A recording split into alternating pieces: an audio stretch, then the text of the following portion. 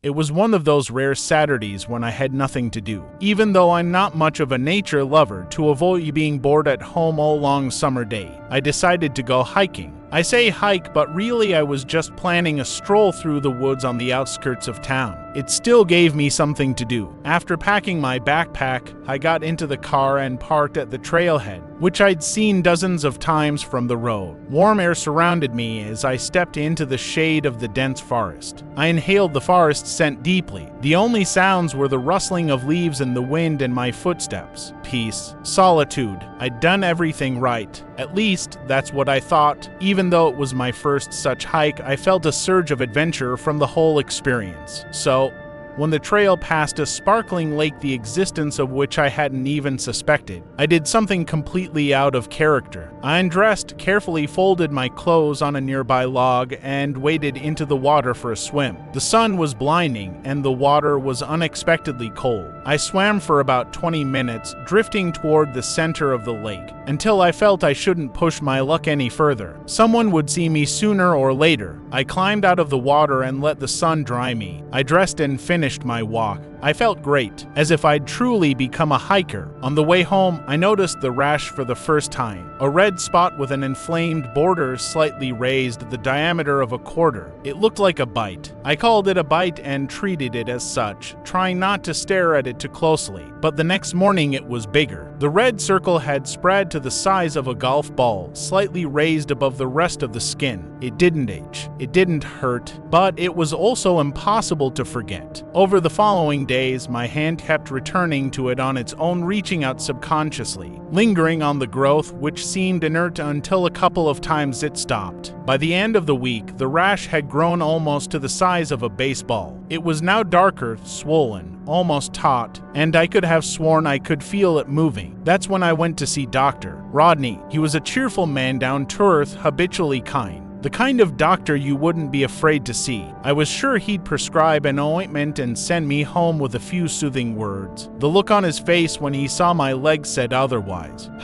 He said, leaning over and examining everything more seriously. Let me check something, just to be sure. He returned with a device that looked like a magnifying glass. Only instead of a glass, it had a round screen. Running the device over my leg, he muttered one word quietly, almost to himself. Corrid. Then he looked at me. Riley, he said, the amusement fading. Have you been swimming in Gem Lake? I didn't even know the name of the lake, but since he asked, that meant I probably had. I went swimming in the lake last week, I said. Renicorp needs to get this mess sorted out, he grumbled, pacing around the office. You're infected with a parasite called Corrid. I looked at my leg, at the swollen red membrane, trying to imagine what was growing underneath. Can you get it out? I asked. He shook his head heavily. That's part of the bad news. The corridas are wrapped around vital tissue. Trying to pull them out can cause catastrophic damage. He must have seen the horror on my face because he softened a little and leaned closer. But we'll take care of it, he said. Here's what you need to do. And he dictated the rules. Keep your swimsuit in the car. Don't shower. Don't go into any water at all. When you feel the urge and almost irresistible craving for water, that means the corrida is almost ready to emerge. When that happens, call me immediately. Come here, any time of day. I tried asking questions, but Dr. Rodney answered sparingly. I think he wanted to protect me, but in the end, it only added to my anxiety for the next few days. I tried searching for the word corrid online, but found nothing. Whatever was inside me, it wasn't a common occurrence. I tried to live as normally as I could, but I spent too much time staring at the lump on my leg and it grew more and more disgusting with each passing day. Not only was it growing and moving more noticeably, but I could now periodically see a black mass sliding across its surface from within. It took a superhuman effort not to cut it out myself. Almost anything seemed better than being home to this mysterious and disgusting creature. Although the days dragged on, by Monday afternoon I felt what Dr. Rodney had mentioned, a craving for water. It was barely noticeable at first, but as soon as I sensed it, I immediately changed into my swimsuit, jumped in the car, and raced to Dr. Rodney's office. but by the time I pulled into the parking lot, the draft was so strong that I almost threw myself into the fountain in front of the building. I didn't even think about how I looked. Walking into the doctor's office in a bathing suit, Dr. Rodney was waiting for me in the hall and led me into the back room. In the middle of the white tiled dressing room stood a large metal tub already filled with water. "Get in," he said.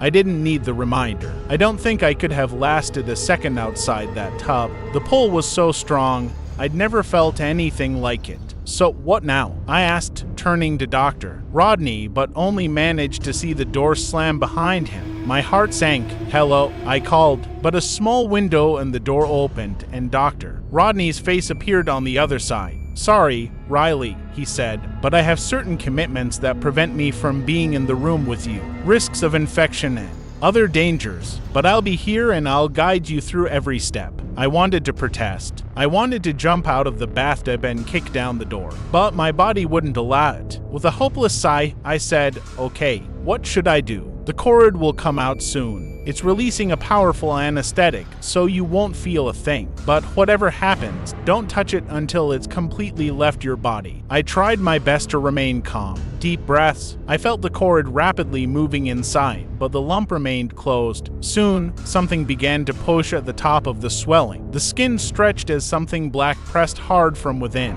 It broke, releasing a thin stream of blood into the water. I jerked, shuddered, but couldn't look away. Soon, a thin, black, worm-like appendage began to squeeze through the ever-widening wound. I gripped the edge of the bathtub, desperately trying not to grab the thing and yank it out. It kept coming. Long, slimy, flat like a fluke, it slid out of my thigh with agonizing slowness. My nerves were on edge. I breathed heavily, spasmodically, my eyes fixed on what was crawling out of my body. It must have been 2 feet long, maybe more, when the last part slid out of the open wound. I broke free, reached for the corridor, which was sliding in the water near my knee, and tried to throw it out of the bathtub. That was a mistake.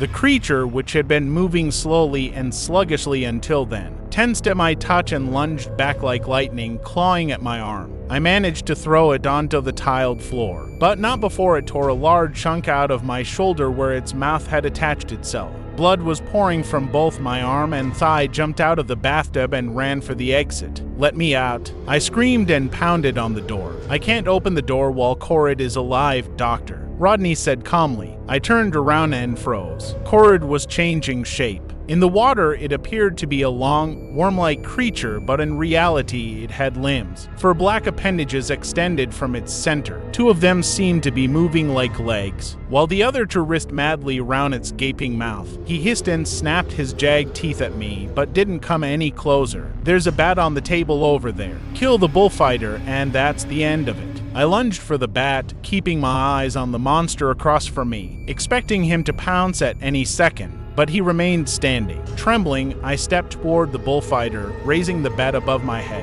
He snapped and thrashed, but didn't come any closer. And just as I was close enough to swing, he leaped much faster than I expected. My blow missed, and he grabbed my calf. Pain seared through my leg, and I tried to kick him away, but he held on. I began swinging the bat at him, hitting myself as often as he did. But something finally worked, and the bullfighter let go. Then, mustering all my strength, I brought the bat down directly on the abomination. It yelped and feebly tried to crawl away. But another blow followed, and another. Greenish goo sprayed out of the bullfighter as I battered the motionless heap with hysterical fury. Finally, shaking and gasping for breath, I dropped the bat and burst into tears. Dr. Rodney was soon at my side. "Sorry I had to surprise you like that. I didn't mean to startle you, but you did a great job." I said something, but it was hard to make out in my hysteria. "Let's get you stitched up," he said. 15 stitches later, I was leaving Dr. Rodney's office and driving home. And although I'm glad the bullfight is no longer in me, my thoughts constantly return to that lake. Every now and then, the urge to go back there and swim again rises within me.